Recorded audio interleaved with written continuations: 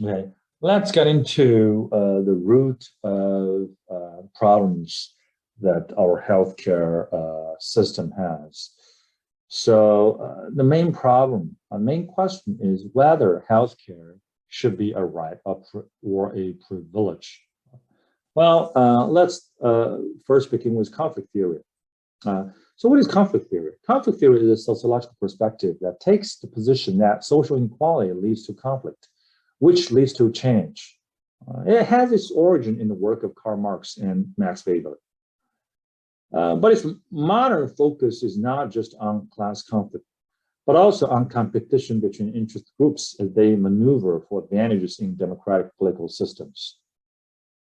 And modern societies are characterized by a conflict between, well, first of all, is democratic principles that emphasize equality and universal rights, and the organization of economic service, which involves production, exchange, and consumption of goods and service that feature inequality.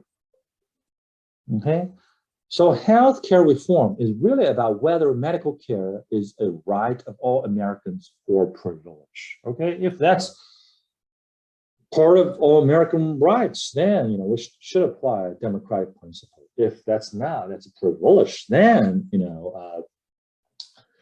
economic principles should proceed. So here's the argument for privilege, right? Medical care is a commodity. Doctors entitled to high incomes because of difficulty and high value placed on obtaining necessary skills. And it is a generalized opposition to the welfare state.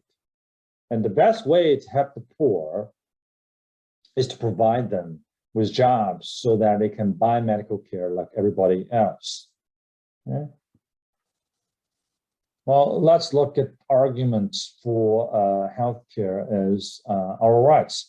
Healthcare should be an opportunity, and it emphasizes its special importance to society in relieving suffering, preventing premature death, and restoring the ability to function to the people who live in it. Okay? And society has an ethical obligation to provide healthcare.